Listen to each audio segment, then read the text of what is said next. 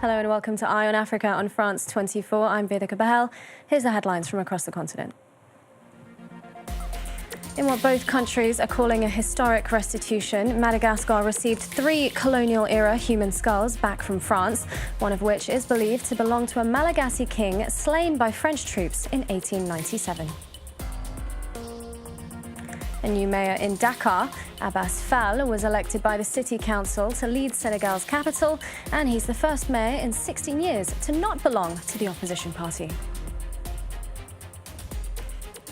And with its hyper-real Bionic arms, a Nigerian firm is revolutionizing the world of prosthetics and changing the lives of amputees.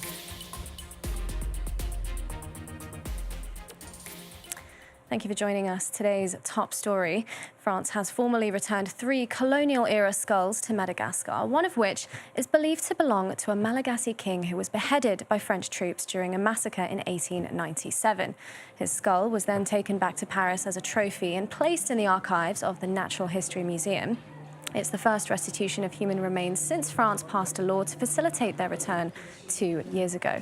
Whilst the remains will be sent back to the Indian Ocean island on Sunday, a ceremony to send the relics home took place Tuesday, where the Malagasy culture minister praised the handover as an immensely significant gesture. Let's take a listen. These are not simple collector's items. Their absence for more than a century, for 128 years, has been an open wound in the heart of the Great Red Island. Today, France closes that wound.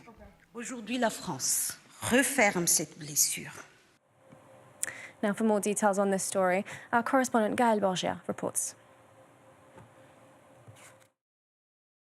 128 years without a burial, 128 years without dignity. That's how long the descendants of King Twera, leader of Sakalava Kingdom, waited to bring their ancestor home. Executed by the French colonial forces in 1897, his skull was taken and kept in the Musée de l'Homme in Paris. In the coming days, the royal relics will undergo a sacred bathing ceremony in Madagascar, a ritual of honor and spiritual peace. This is more than a symbolic moment. It's a historic step forward in healing colonial wounds and a diplomatic win for President Radziwiłł, still navigating the decades-long dispute with France over the scattered islands. 3 skulls have been returned, 400 remain. Thanks to a new French law passed in 2023, restitution is finally possible, even without a name, as long as the remains were taken in violent contexts and their retention is seen as an affront to human dignity. For the Sakalava people, this is not just a return, it's a rebirth of memory, pride, and justice. The difficulty will now be to decide who gets the skull and therefore the power. An internal war within the royal family has already begun. The son of radical preacher Mohammed Yusuf, the late founder of Boko Haram, was reportedly arrested by authorities in Chad, according to intelligence sources. He's accused of leading a cell linked to the Islamic State West Africa Province, or ISWAP, a terrorist group considered a splinter faction of Boko Haram. But do these arrests mean that the fight against extremism is progressing in Western Chad? Our correspondent Harold Girard answers the question. Several sources, including military and security experts, confirm that Muslim Mohammed Yusuf, son of Boko Haram's founder, but an ISWAP member, have been arrested in Germany along with 5 other people. For months now, Chadian security forces are showing more of the fight against Boko Haram and ISWAP. It comes particularly after the end of the Askanit operation, an anti-terrorist retaliation launched last November, initially led by the Chadian president himself. But almost 1 year on, the results aren't what they were expected to be. Boko Haram's leadership has never been threatened in the Lake Chad region on the Chadian side. Why am I saying that? Because those people infiltrated the population. They're not easy to neutralize. There still are raids from Boko Haram every week to kidnap people, steal livestock, or kill people. When the army starts to track them, they flee. Local experts and international partners called on the authorities to reinforce their non-military response to terrorism to ensure that better development could transform the face of the Lake Chad region. Next, in the Democratic Republic of Congo, the United Nations High Commissioner for Refugees visited the capital, Kinshasa. Filippo Grandi renewed calls for peace talks to succeed there. Discussions are underway in Doha between the Congolese authorities and the Rwanda-backed M23 rebels. The aim is to discuss the terms of a ceasefire in eastern DRC and release prisoners of war, which is one of the rebel group's demands. Within the government, institutions and services, we are working together to provide both the mediation team and the International Committee of the Red Cross with the various data that will enable this process to move forward. This is one of the chapters or principles identified that will enable the peace declaration to be signed in accordance with these principles. In northeastern Ivory Coast, 2 kilometres from the border with Burkina Faso, 4 villagers have been killed by unidentified armed men and another remains missing, the army said Tuesday. It added several huts had been set on fire and livestock taken. The Ivorian army has said it's deployed air and ground forces against those responsible. It's the West African country's first such deadly attack since 2021. Ivory Coast shares a border spanning nearly 600 kilometres with Burkina Faso, where extremist groups are active across much of the junta-run country. To Senegal now, where the capital city has a new mayor after months of legal battles and political uncertainty. The new man at the helm is Abass Fall of the ruling party PASTEF, and this marks the first time in 16 years that a member of the Senegalese opposition hasn't held the mayorship. City councillors elected Fall in an extraordinary session Monday to succeed Barthélemy Dias, who was stripped of his elected office last December after a final conviction for involuntary manslaughter. Our correspondent Aminatou Diallo brings us the latest from the capital. Abass Fall secured 49 votes to 30 against his opposition rival. His succession to the mayorship comes after Barthélemy Dias, elected in 2022, was officially declared as resigned by Dakar's prefect in December 2024 following a conviction for involuntary manslaughter. Dias denounced what he described as a political plot and launched multiple legal appeals, including the most recent one on Monday, all of which were rejected. Currently Minister of Labour and a prominent figure within the ruling party PASTEF, Abass Fall now takes the helm of the Senegalese capital. Its election marks a political shift in a city long considered as opposition stronghold. Je ne serai pas le maire d'une chapelle politique. I will not be the mayor of a political faction. I'll be the mayor of all the men and women of Dakar.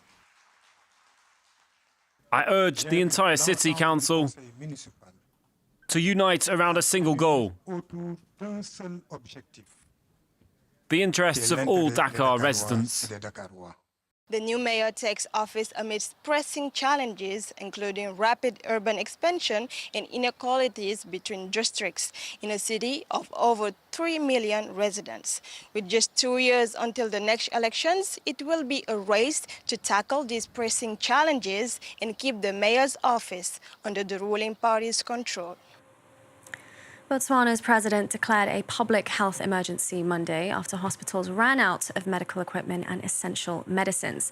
In his televised address, President Duma Boko said the country's medical supply chain had failed, as he announced over $18 million in emergency funding to restock hospitals and clinics. Comes as diamond-rich Botswana faces a 3-year downturn in the global diamond market, as well as depleted government coffers and steep cuts in US aid under President Donald Trump. And finally, a prosthetics firm in Nigeria has created a breakthrough that's changing the lives of amputees. And the answer is bionic arms.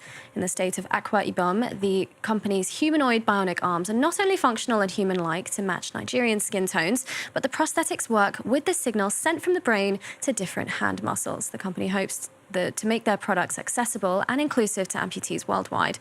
Emily Boyle brings us the story. It has nails, wrinkles and fingerprints, but this is not actually a human hand. This is the Obobong hyper-realistic bionic arm. Businesswoman Gift Uzen is the first to try it out. When we are launching it, will be my greatest happiness ever. I feel so good, like I'm happy. Finally, I'll have like 2 hands.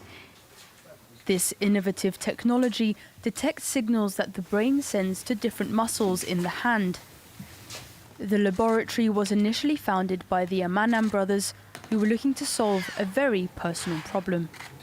Obobong was born out of the quest to solve an individual need from my younger brother, Obobong, who lost his arm or his fingers to an accident some years ago.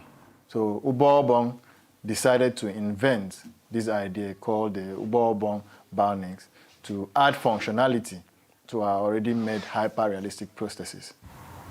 The product is after years of research in the final stages of development. The hand is now strong enough to carry handbags or grip onto the wrist of its designer. I know how it feels like to lose a body part, and no matter how small it is, it's very painful, and I feel so fulfilled. I feel so fulfilled, and it gives me joy to see I can put a smile on someone else's face. The Amanam brothers' fusion of technology, cultural identity and artistry marks a new chapter in prosthetic development. They hope to make their artificial limbs affordable worldwide. They have orders from the United States, Great Britain, Australia and Ghana. And that concludes our programme today. Thank you for watching Eye on Africa. Stay tuned to France 24.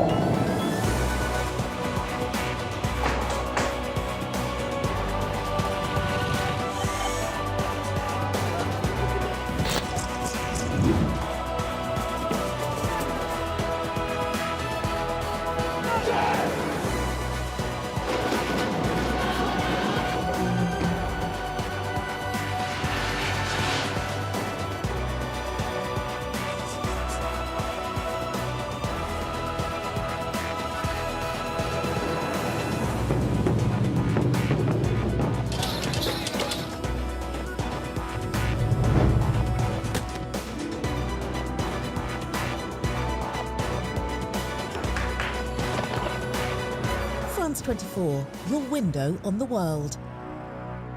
Liberté, égalité, actualité. Every week, Mark Perelman talks one-on-one to a personality at the heart of the news. And of course, we will continue to closely monitor Russia and what they do. We are a people who want to be free, who want to have a democracy, and who want justice in the country. There are still these responsibilities of the world that are kept. Great, so I mean... Hear the views that matter in Tête à Tête every week on France 24 and France24.com.